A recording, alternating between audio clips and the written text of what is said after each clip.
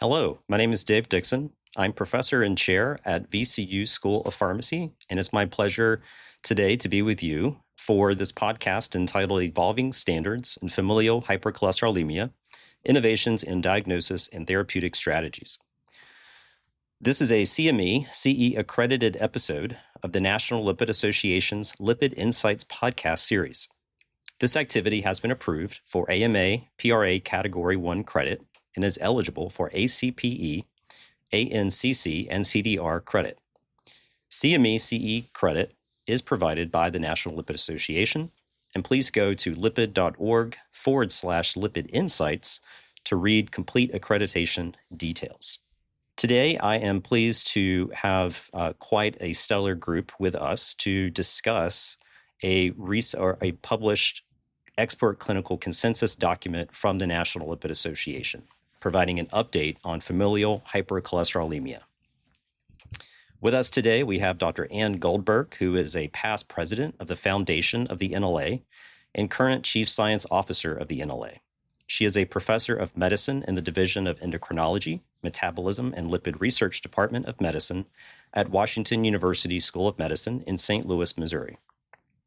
Dr. Zahed Ahmad is the current secretary-treasurer of the NLA and an associate professor of internal medicine in the lipid section in the Division of Endocrinology at UT Southwestern Medical Center in Dallas, Texas.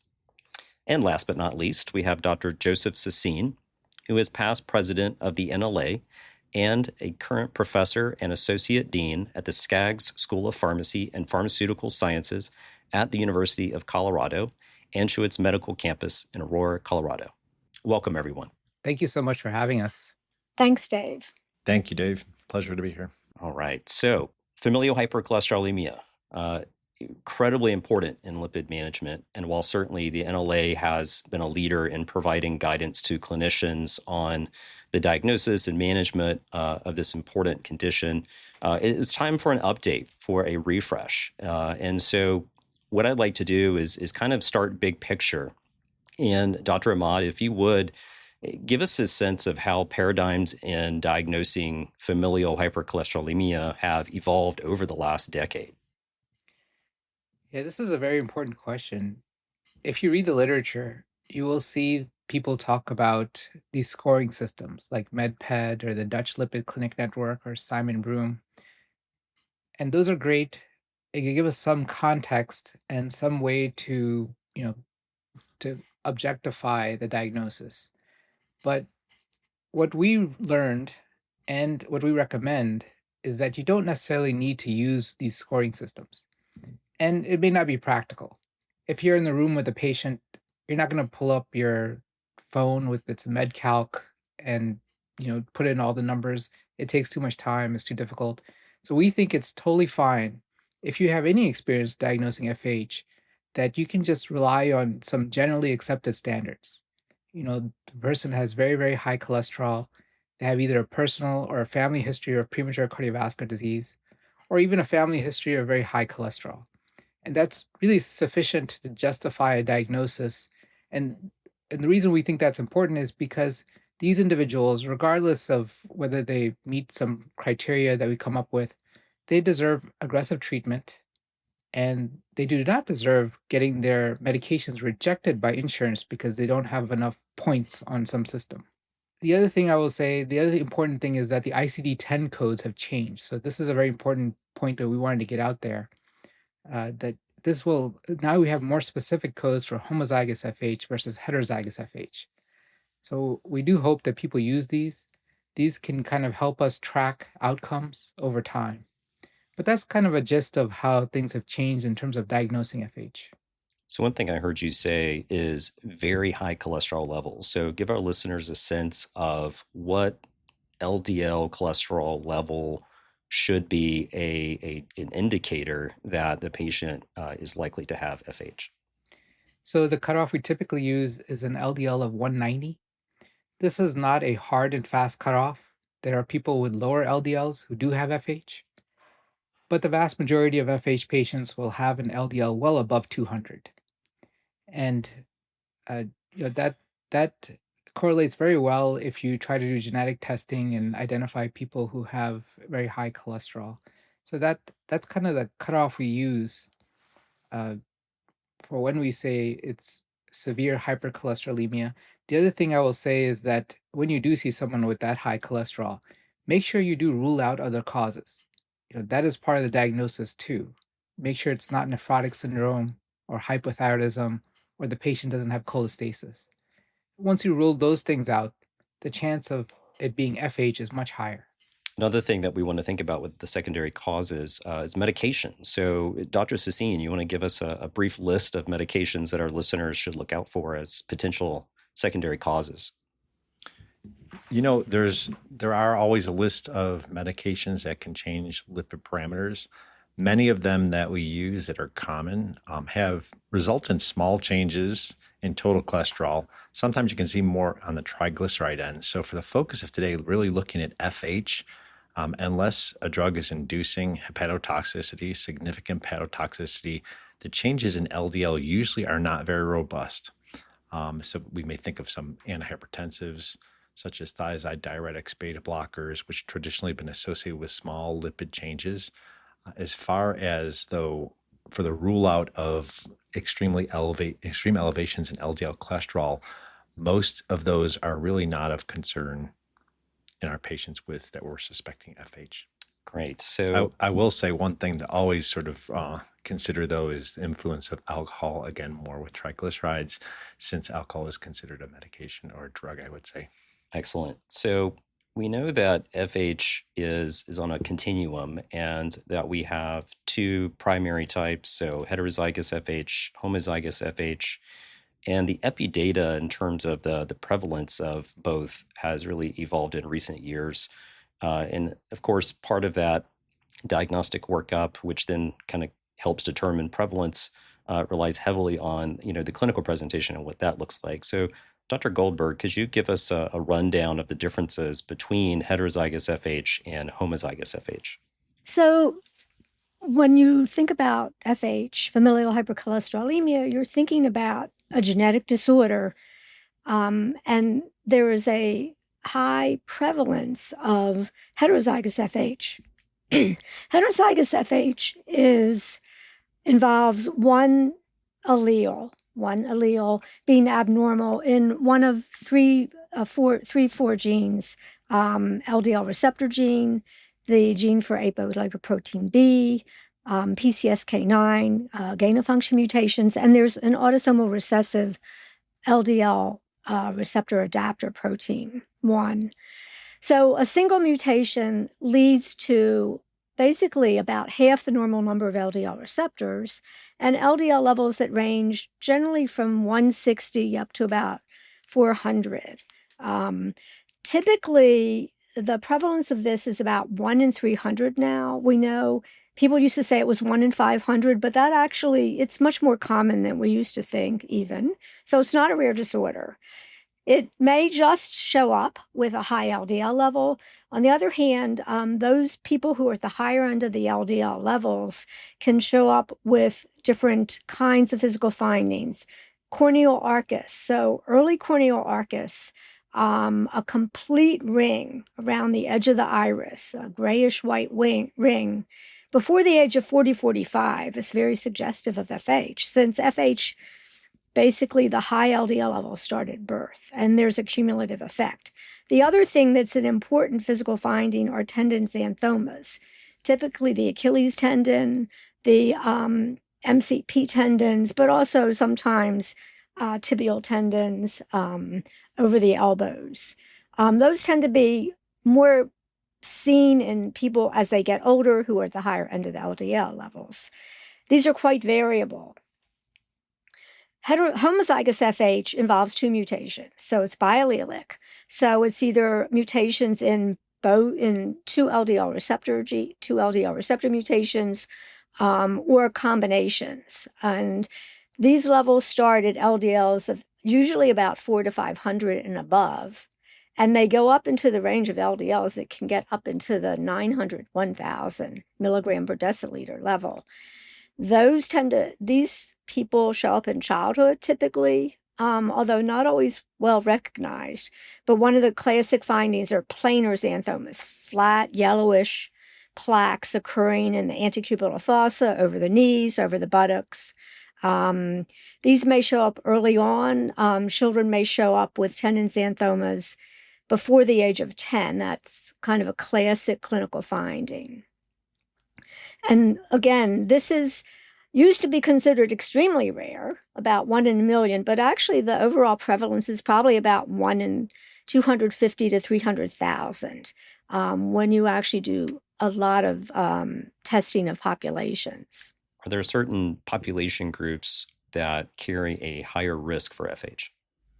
Yes, so there are founder effects. And so when you, populations that tend to have a rather closed group, such as French Canadian population, Northern European Jewish populations, very classically, it was the Lebanese Christian population, so Lebanon, Syria, and then 3 rather closed populations in South Africa related to actually apartheid, such that there's a very high prevalence of familial hypercholesterolemia and homozygous FH in South Africa. So these populations have much higher prevalence of homozygous FH. The prevalence of heterozygous FH may be 1 in 100 and very much higher homozygous FH prevalence. So given that we understand that FH is a genetic disorder and it is a major leading cause of premature atherosclerosis and premature cardiovascular death,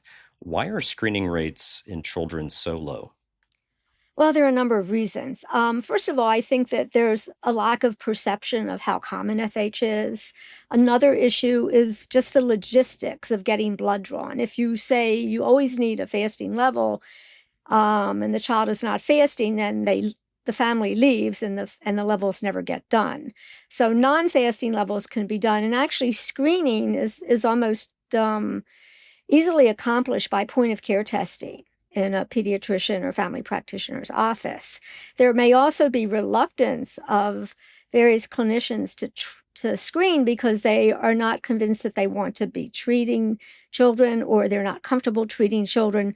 And there actually have been groups that have come out saying that we should not be doing screening of children, and that you should only screen children who come from families where there's a very high risk of atherosclerosis, strong family history. The problem with that is that with young parents, there may not be any evident events. There may not be heart attacks and stroke if the parents are in their 30s or 40s. And unless you take a careful history and ask about grandparents, you're not going to get that history. So there are a variety of factors: logistics, reluctance on the part of parents, reluctance on the part of clinicians to actually do the screening, as well as the fact that even though this has been recommended since 2011 by the American Academy of Physicians and the NHLBI, it takes a very long time for guidelines to be disseminated.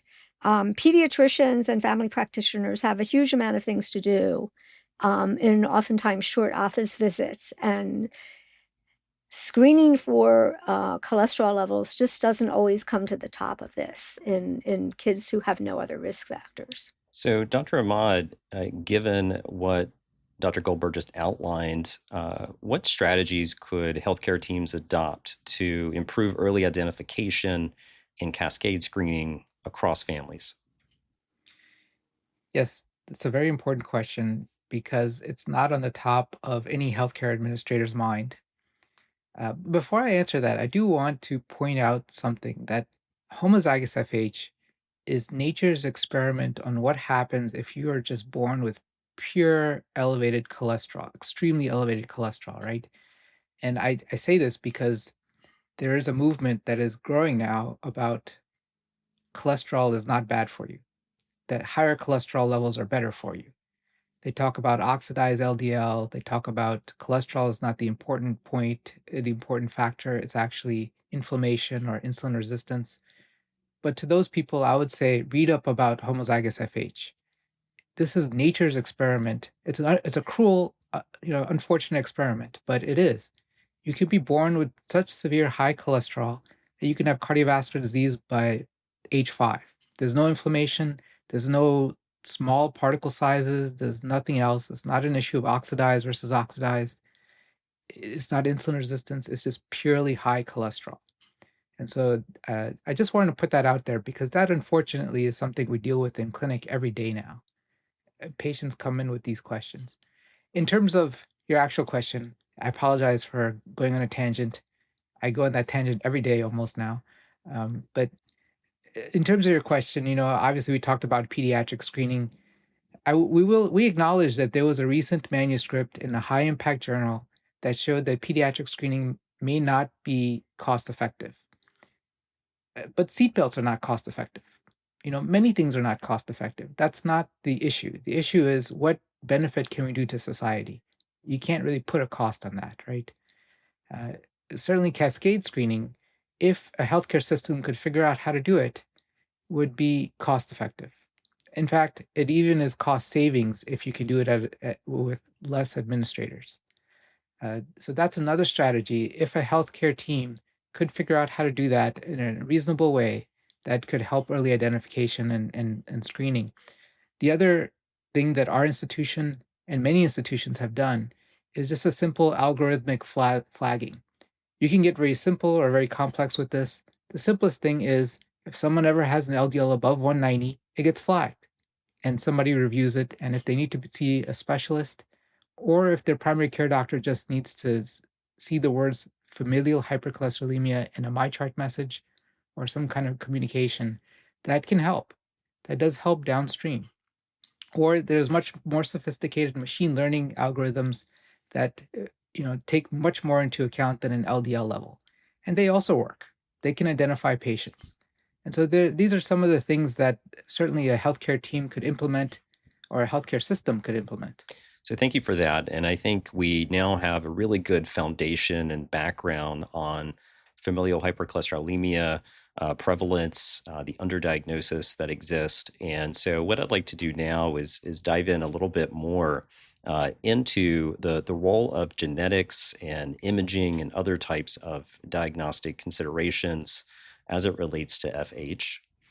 So, Dr. Goldberg, how has the role of genetic testing in FH expanded beyond confirming a diagnosis?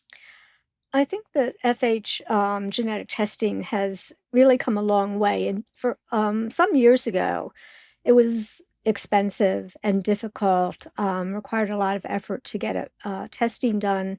And only 4 genes were tested. There were not as many mutations known about, so there were many negative test results. Genetic testing has now expanded to include all the 4 major genes, plus some other phenocopies and areas where there may be some overlap. The other issue is that the genetics is not as simple as we used to think.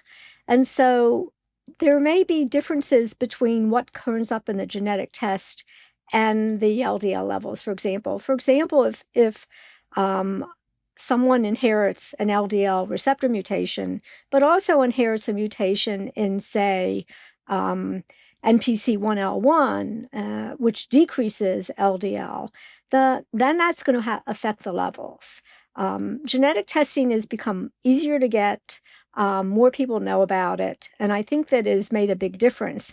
It does help in terms of cascade testing. So if you find a mutation, you can then go on to test other family members. So another aspect of the genetic testing that comes up often in practice is you order the genetic test, you suspect FH, and the test comes back essentially negative. Tell our listeners a little bit about how they should approach that and what that may mean. So there are many mutations known. The problem is that you can get mutations of unknown significance where there's not a large enough data set to figure this out. And there can also be people who are phenotypically very clearly have FH and have a negative genetic test. And a negative genetic test should not change the diagnosis. The diagnosis should continue to be made on clinical grounds. One of the things that genetic testing can help with is it can identify people who say, yes, this person clearly has FH. This person clearly should qualify for various medications. And that has been particularly helpful in homozygous FH. The problem is that it's not a perfect system. It is not 100% sensitive. So that is an issue. So a negative genetic test does not exclude the diagnosis of either heterozygous or homozygous FH. And that needs to be very clearly kept in mind. The other thing that can be helpful with genetic testing is if you do get a mutation, this can be very helpful in discussions with families. And it helps families in that they can then feel, okay, this is not my fault. This is a genetic condition. And also make people realize that since it is a genetic condition, it's not going to just change with weight loss, diet, exercise, that it will require treatment with medication. So I think that's also been very helpful. For homozygous FH, it clearly means that you have to look at both sides of the family in most cases, almost all cases, and that this expands the cascade screening that needs to be done. It also helps inform the family of what you need to look at over time. So I think it can be extremely useful, but it is not mandatory. So I want to bring in Dr. Sassine here. And, I think as Dr. Goldberg outlined the utility of genetic testing, can you help our listeners understand how those genetic testing results could help stratify risk and help inform decision-making around pharmacotherapy? Yes, I think it's a great question. I think I sort of have a prelude that we're seeing a lot of large health systems, especially the academic medical centers, offering biobanks and offering genetic screening for a variety of different things. Those broad screenings sometimes do include everything from drug metabolism, mutations, and different variants. But also we're seeing more that include things like LDL receptor variants. And they don't always cover everything that you might want to know from a lipidology standpoint. So that's my prelude, is that we're seeing a lot of this. The catch is absent homozygous FH, that there's not an essential need to do genetic testing to predict drug response. But there is, in my opinion, in working out of primary care, a lot of things that we can learn from what we know. And there's sort of three elements of genetic testing that give us insight to drug development. And in some patients I don't want to say predict the response, but explain their response. So we know that there's been a lot of science looking at PCSK loss of function variants and even gain of function variants. Patients who have this loss of function variants really gave us some good evidence that we should look into why PCSK9 may be a viable biotarget for drug development. That sort of led to the onslaught of the monoclonal antibodies. And similarly, I guess the other side of that coin, patients with PCSK9 gain of function variants, we've seen that these patients do have changes in LDL-cholesterol that open the door for science. But in our patients with FH, there's a variety of different genotypes that patients can have. And for patients that have a single heterozygous LDL receptor or ApoB mutation, they typically exhibit, you may read in the literature, a robust LDL reduction of 60% with monoclonal antibodies that target PCSK9. And that's great. That's probably sort of what we would expect in our heterozygous FH patient, a good response from a PCSK9 monoclonal antibody. But we also have patients, which has been alluded to, that have this compound or homozygous LDL receptor or ApoB mutation that can be carriers and have that full response.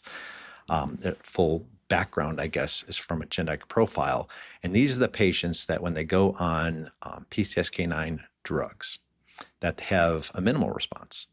And it doesn't mean it's zero response, but it's not going to be the 60% reduction that we see in the single heterozygous LDL receptor or ApoB mutations. These patients may experience in the 20%. I think from the perspective of what a clinician would do, I think if you have a homozygous FH patient, those patients should be cared for by a legitimate certified clinical lipid specialist, a lipidologist, to offer all the therapeutic options possible. But for our routine patient where we may suspect heterozygous FH, or just severe primary hypercholesterolemia. Their LDL is 190 or higher. I think it's not necessary to really fully flesh out their genetic background and look for these variants, because sometimes our experiment is, do they get a typical response from our medicines? And if you have a patient who has a very blunted response, it's probably going to fall into that patient population as the compound homozygous LDL receptor ApoB mutation by being a carrier or having that full genetic background. So that's probably what we know the best. There's some other things that people dive into, looking at safety and looking at genetic testing for safety, or even predicting long-term side effects, such as an increased risk of new onset diabetes or higher BMI values. I think that's a little bit more not ready for prime time. And it's nice to know. I think the safety aspect, I think it's sort of dead, because there's really no reason to do that unless we use monoclonal antibodies, which are humanized. But the monoclonal antibodies that we have for PCSK9 are fully human monoclonal antibodies, and really make any genetic testing for things like the HLA variants sort of meaningless. And I guess if you're interested in that at all, we used to have a PCSK9 monoclonal antibody called bocicizumab. It was not fully human. It was humanized, which means a higher degree of immunogenicity, and patients can develop anti-drug antibodies. We're well beyond that. So that historically is in the literature, but sort of gone. So I guess my bottom line is there's some really intriguing things, and it's a little bit more in the homozygous population where you get a blunted response. I think my last comment, and I'd welcome some other ones from our other panelists, is even if you get a 20 to 30% reduction in LDL cholesterol with a monoclonal antibody, if it's a homozygous FH patient, I think a lot of clinicians would still continue that therapy. And I'd welcome some input from Dr. Goldberg, Dr. Ahmad on that. I would, one of the things I would say about the homozygous FH patients, that the genetic testing, if you do a deep dive and look at what variants you have, it will sometimes tell you. So the people who respond very poorly to standard therapy are people who have null. That is, they have no LDL receptor activity at all. The people who have some receptor activity, the defective or null defective or just too defective mutations, will have more of a response. And so you basically try everything. And you can sometimes get the sense of this when you have, say, a mutation in the LDL receptor and they are both complete early stop codons, so that there's basically no protein formed. And two of those are often not, completely null. That isn't to say they won't respond to regular therapy to some extent, but that does sort of, when you look at that carefully with the individual, you can sometimes get a feeling for, yes, now I understand why the numbers are so high. Now I understand sort of what the partial response means to the multiple therapies. All right, so such a great discussion of genetic testing, and I think that the key takeaway here is that genetic testing for FH matters. That it certainly has a role. It's important in terms of helping with risk stratification, but is increasingly becoming a tool that we can use to inform therapeutic decisions as well. But in addition to genetic testing, imaging modalities such as coronary artery calcium scoring and CCTA are increasingly being used in preventive cardiology practice and lipid practice. Dr. Ahmad, what are some of the advantages and limitations of using those modalities in the management of patients with FH? Yeah, this is an important question. And let me start with coronary calcium scoring, which is becoming more and more common and quite cheap. I mean, there are places around Dallas where I practice that do it for $80. And it's typically a cash thing in Texas because insurance doesn't cover it, but $80 is pretty reasonable. The main use of coronary calcium is risk stratification in an asymptomatic patient.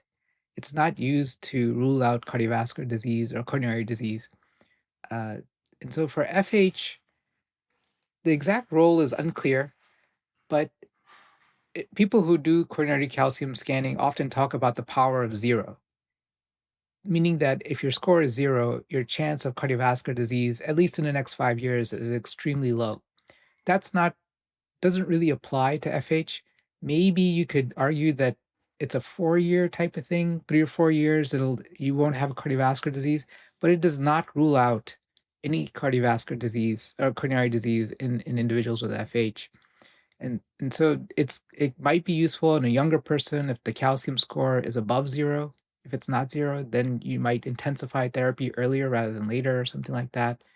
But that's kind of the main thing. I think the most important thing with coronary calcium is that the absence of calcium does not mean plaque is absent in an FH patient. Typically in an FH patient, plaque will develop 10 years before it gets calcified. And so that then brings me to the other test, the CCTA, or cardiac CT angiography, which is more comprehensive and identifies non-calcified plaque. And like I said, that can appear a decade before the calcified plaque does. It's mostly useful in people who are having symptoms of coronary disease, so chest pain, etc., shortness of breath. That's probably the most validated use of it, but you can also use it in other ways. Sometimes we use it in people who have a lot of high risk features to understand if they have a plaque burden right now. So somebody, like we just talked about, null mutations. So if you have somebody who's homozygous FH with null mutations, you might do a cardiac CT angiography earlier in life than you would otherwise. Or somebody has very strong family history, or they've been exposed for a very long time to very high levels of cholesterol, like almost every FH patient has. And in homozygous FH, you can consider doing it much, much earlier in life. But there are still limitations. It does involve injecting dye. There's some risk to that, not much. It is a little bit longer procedure, so you do have to stick around for a while. Your heart rate ideally would be, I believe, less than 70 or less than 60 so that they can capture good images. So you might need to take a beta blocker or something like that. But that's kind of the overall picture with these imaging tools. They have a role, but most of the role should be limited to intensifying therapy earlier in life if somebody has some identifiable plaque. I would also add that certain guidelines are now recommending that when you diagnose homozygous FH, that probably a CCTA would be recommended at the time of diagnosis, because in some cases, depending on when you diagnose homozygous FH, you may already have significant coronary artery disease in that child, adolescent, or young adult. And it's useful to know whether that's there or not in terms of the person who presents with homozygous FH. So certainly the diagnosis, workup, and management of FH is complex and is increasingly relying on the entire care team and multiple individuals to provide care for these patients. So Dr. Ahmad, how can genetic counselors, lipid specialists, cardiologists, and other clinicians collaborate more effectively to provide more comprehensive care for patients with FH? Yes, these individuals often do take a whole team to help out. For example, if you do genetic testing, there is a chance that you get a variant of unknown significance. And that's where a genetic counselor may help out. Now, in our clinic, I kind of do our own genetic counseling, but that's because I have experience from research studies doing that. I wouldn't recommend it to everyone, but if you do feel comfortable, I look at the variant of unknown significance myself. I read what the report says about it, and sometimes it's a VUS, a variant of unknown significance, only because it's never been seen before. All of the other characteristics of that particular mutation or that variant point towards pathogenicity. So in such a case, that's where family screening actually helps quite a bit to see if that particular VUS segregates with the phenotype, meaning does everyone who has high cholesterol also have that variant, and everyone who does not have high cholesterol does not have that variant? That can help you understand things. So that's where a genetic counselor, if you're not comfortable doing these things, that's where a genetic counselor can help. We do write in our manuscript that for the average patient, you might not need a genetic counselor. If you are comfortable explaining what genetic testing is, in other words, doing the pre-test counseling, And after you see the results, if you're comfortable explaining what the results are, then you don't necessarily need a genetic counselor. And that's based upon guidelines written by genetic counselors, that FH is a condition where many cases can benefit from just brief counseling and don't always need a genetic counselor. Genetic counselors also are pretty good at helping out with the psychosocial dynamics of cascade screening and things like that. It is not, every family talks about health differently. Yesterday, I saw a patient who clearly had FH, and he was actually the oldest living person in his family at 67. Everyone else died in their 40s or 50s. And he says that every time their family gets together, all they talk about is their cholesterol and how many people have cardiovascular disease. As opposed to some of the other families we run into, where people say they never talk about their health issues. Or some other families where people said that, yeah, my family did talk about health issues, but when we were kids, they would make us leave the room. We weren't allowed to listen in. And that has an impact when they're adults. They don't know all of the family history. So every family is a little different. It takes a little bit of experience to understand how to talk to people about their results and how to tell them to tell their family about the results. And so that's where genetic counselors help. Lipid specialists and cardiologists collaborate, many times, especially if the patient has cardiovascular disease. They probably need a cardiologist who has some experience with interventions and whatnot. And oftentimes it takes a team to get the LDL below 55 if that's a target for that particular person.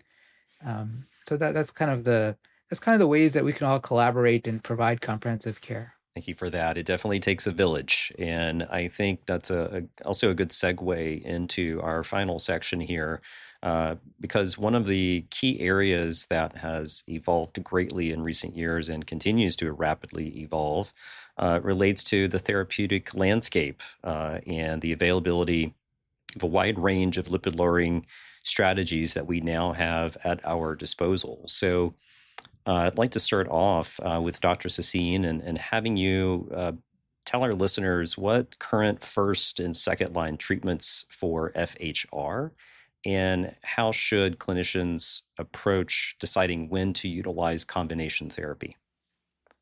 Well, I think there's a real easy answer to this. For most of your patients with FH, which I'm gonna bucket in as either having severe primary hypercholesterolemia or heterozygous FH. Nothing's really changed for first line therapy. We start with statin treatment, and there's other second line agents, which are LDL-lowering therapies for the majority of our patients with FH, which includes everything from ezetimibe to the PCSK9 inhibitors to bempedoic acid and some newer therapeutic agents that can be added to that treatment. I think that the fundamental thing that we should keep in mind is it is extremely important to at least, at minimum, cut the LDL by 50%. But in this population, that might not be good enough, depending on how high they are. I think you always want to get, regardless of risk, you want to get the LDL, if possible, into the double digits, not the triple digits, down to the double digits. And that, for the majority of these patients, can require much more than a 50% reduction. So if you are, you can use normal logic with statins and our oral agents and even the PCSK9 monoclonal antibodies and even inclisiran and lorladelcibep, that if you need much more than 50%, you really should consider initial combination therapy. For our homozygous FH patient, while perhaps not the first line treatment, there are some unique therapies like lamidipide and evinacumab, which are uniquely approved for homozygous FH. Evinacumab may have some significant advantages in your patients that have problems with their LDL receptors based on their genetic profile, because it is a mechanism that's independent of the LDL receptor. So bottom line, in summary, we still have our same list of first and second line agents that we have for all forms of hypercholesterolemia apply to our patients with FH, especially those with heterozygous FH. Dr. Sassine, can I ask a question real quickly to you? Sure. First line is clear. Obviously, if we can use statins, that's the best option. They work in heterozygous FH. What about second line? Because I was just giving a talk to our APP team at our county hospital about starting to use PCSK9 inhibitors. Finally, even though they've been out for 10 years, they finally opened it up so that anyone in the hospital system can use them.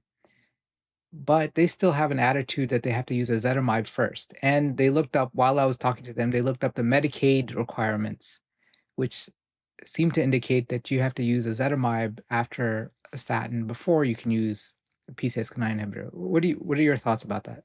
Yeah, this might tie into a follow-up question that we have on this too. But that's a very clinically relevant question. I think that economically, nothing's going to beat ezetimibe. Ezetimibe is just about free. Statins actually are just about free too, as far as drug costs. So it's hard to not consider using them. But you have to understand what they can provide. Statins can give you 50+% reduction if you use the right one. Ezetimibe, I just say it adds an extra 20% reduction. And that's often not going to be enough for your patient, depending on how far. So I think we have to maybe even lean into some of the other publications that were beyond the 2018 guidelines. And the expert consensus by ACC does open the door that you should consider how much reduction you need in LDL cholesterol. And if you need more than a 20% reduction and somebody's already on a statin-based regimen, the maximally tolerated dose, you can add ezetimibe, but you're not going to get to your therapeutic objective. And our paper does outline all the goals depending on your patient. Every single goal that's recommended for LDL cholesterol is in the double digits, meaning at least less than 100, but can it go down further, down to beyond our American recommendations into some other guidelines from across the world that in some patients you may target not just less than 70, not just less than 55, but even lower depending on their risk profile. So I think we have to be smart about that. We're going to see, and we can probably come back to this point, that restrictions by our insurers, whether it's Medicaid or commercial insurance, often still does have that step therapy of ezetimibe. I'm experiencing less of that. It's not gone, but there's less of that than there has been traditionally over the past previous years.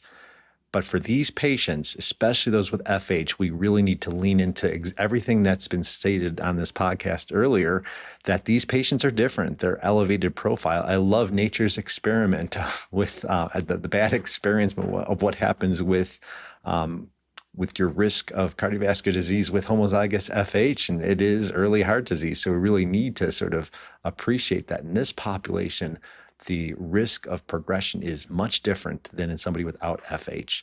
And so there's even more of a reason to not wait as much as you might with another patient. And so pick your regimen and what will get to your therapeutic objective in the first step.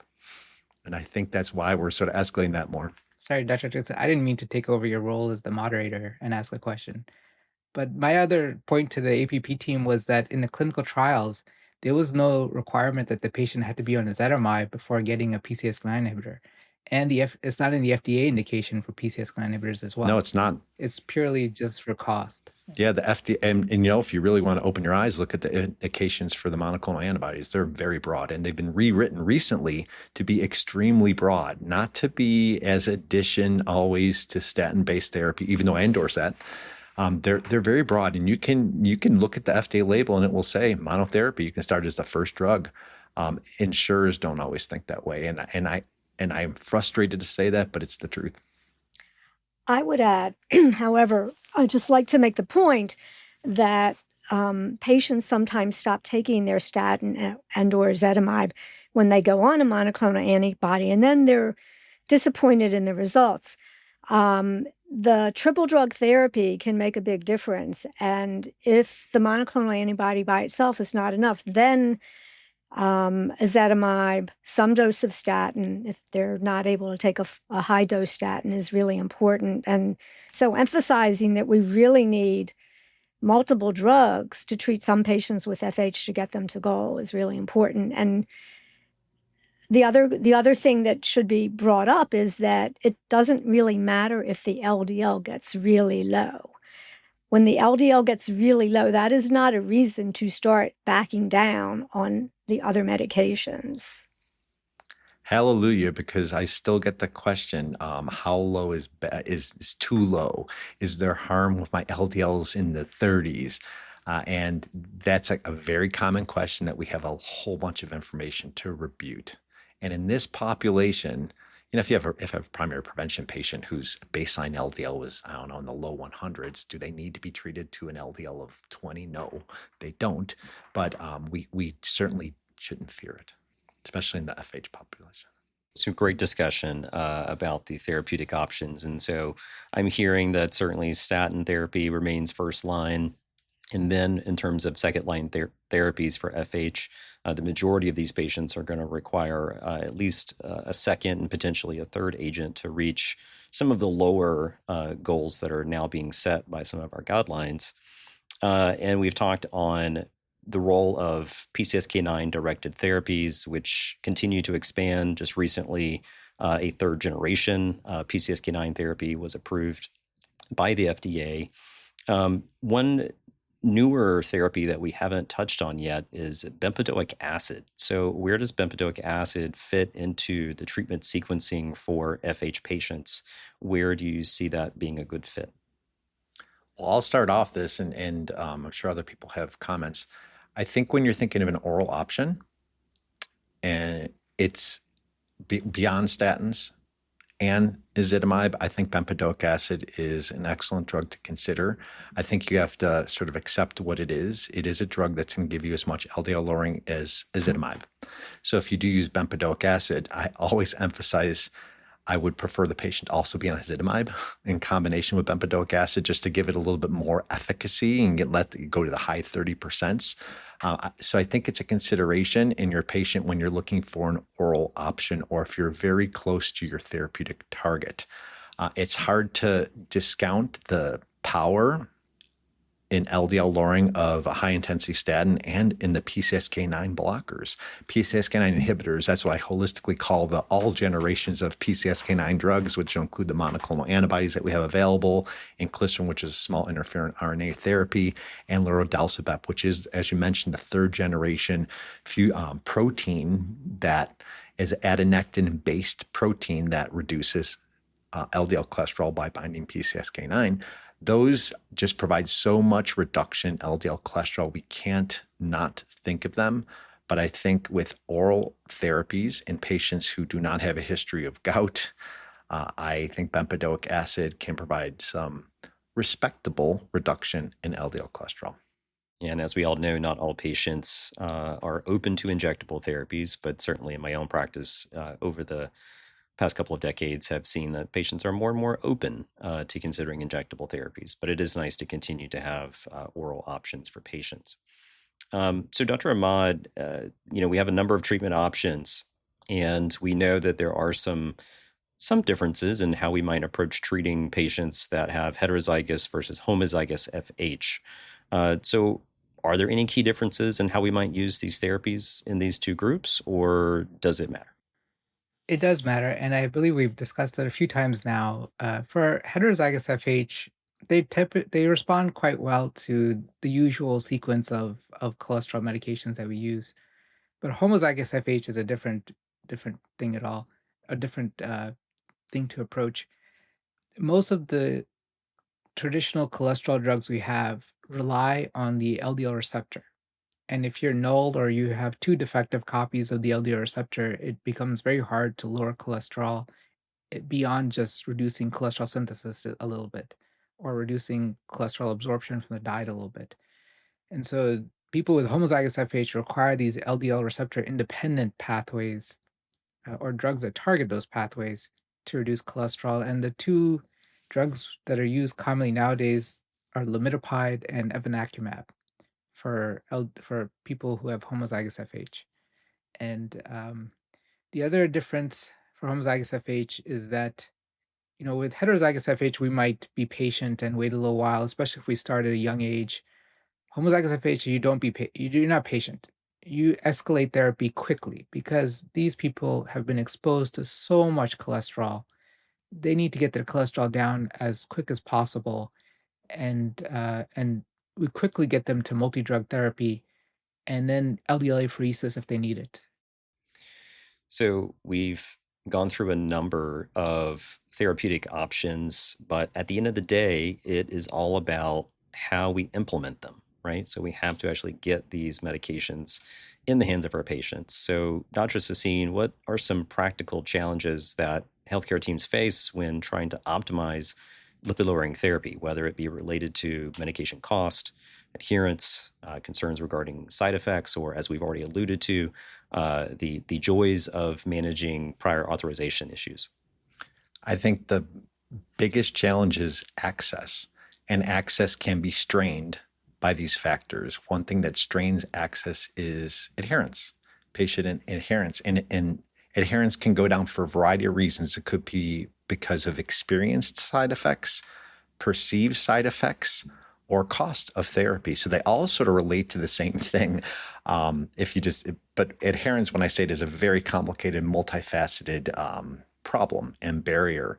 I think that's probably the biggest issue. And things that were mentioned here that also that apply to the FH population, apply to any of our hypercholesterolemic patients, that we have mis and disinformation about cholesterol.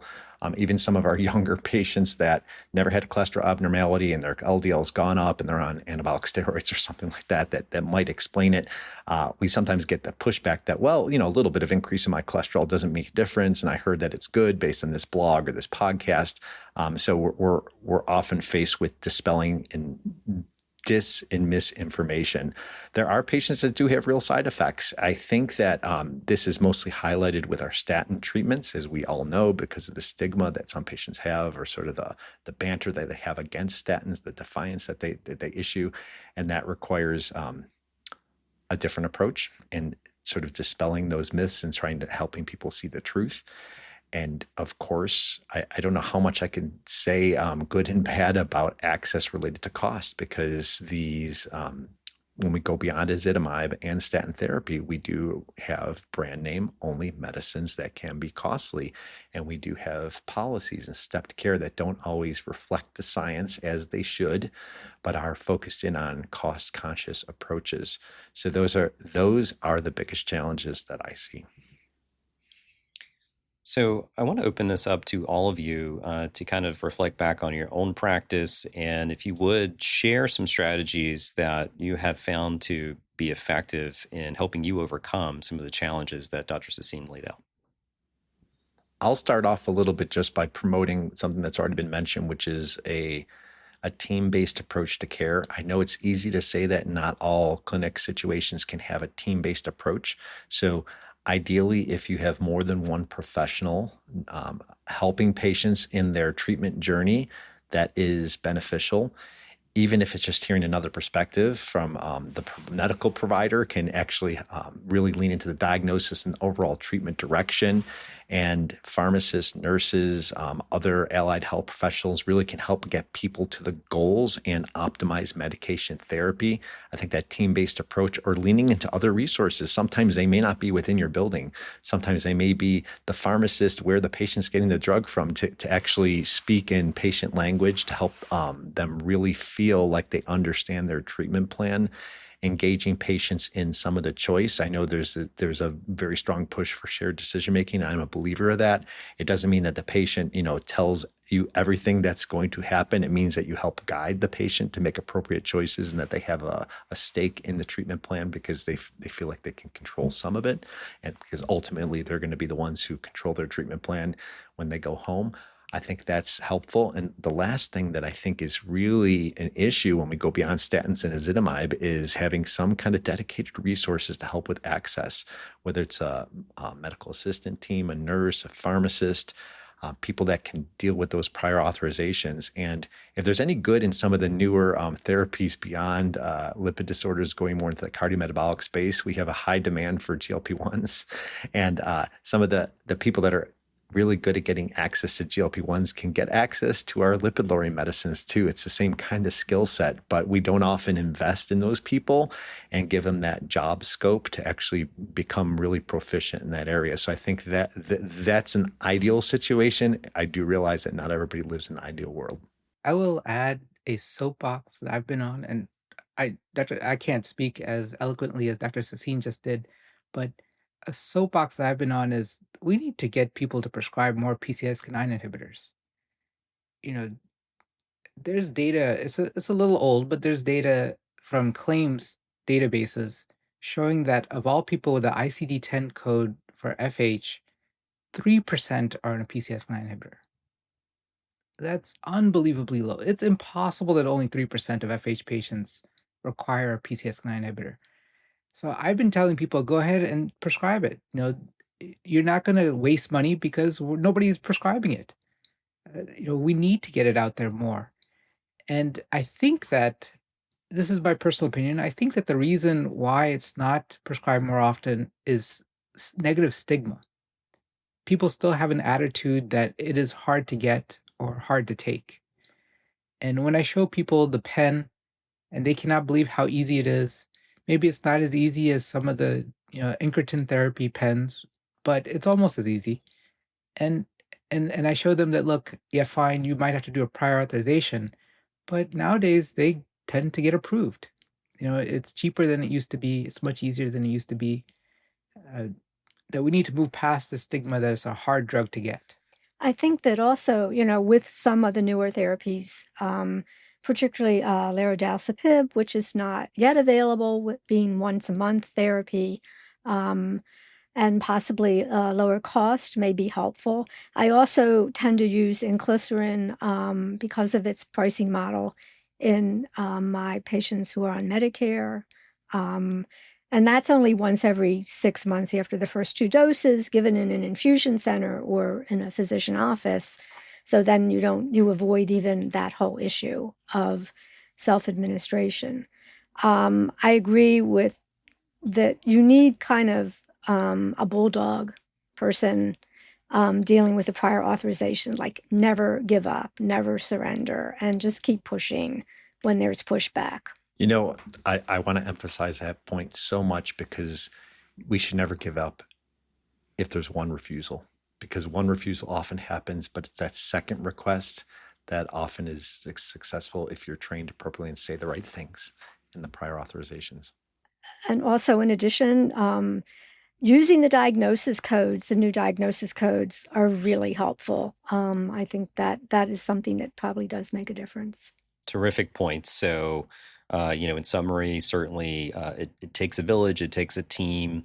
I think there are a lot of process-oriented barriers that, as you all alluded to, require individuals that can really spend the time to help kind of navigate those. And at the end of the day, it's about doing what's needed for our patients. So thank you for those comments. And our last question here, I want Dr. Goldberg to close us out, because we've talked about a number of drug therapies that are available, but the pipeline is still rich with emerging therapies. So are there any new therapies or recent indications related to the management of patients with FH that our listeners should be aware of? Well, I think I want to just, we'll mention larodalcibep once again as being another PCSK9 inhibitor. But in fact, an oral PCSK9 inhibitor is in development and hopefully will be coming out within a year or so. And that's encyclotide, which is given a daily and that PCSK9 inhibitor, which is very effective and should also probably help as well for the people who are averse to injectables. Evinacumab is an ANCC inhibitor that's a monoclonal antibody that's infused IV once a month. There also is an siRNA ANCP-3 inhibitor in development that would look particularly useful as well in homozygous FH, since the mechanism of that drug really does not need LDL receptors. So those are a couple things that are in the pipeline. The other thing we should probably mention is when you add high levels of Lp(a) to FH, that markedly increases people's risk. And there are a bunch of Lp(a) therapeutics in development, and hopefully will be coming out in the next within the next year. Fantastic. Well, I want to thank Drs. Goldberg, Ahmad, and Dr. Sassine for joining us today and sharing their insights and some of the details for the expert clinical consensus that they developed on familial hypercholesterolemia. Congratulations to you and the writing committee on a terrific paper that I think will have an incredible impact. I also want to thank our listeners, and we hope that you enjoyed this discussion. You may claim CME CE credit by visiting lipid.org/lipid insights. For questions regarding CME CE credit, please email cme@lipid.org. Thank you.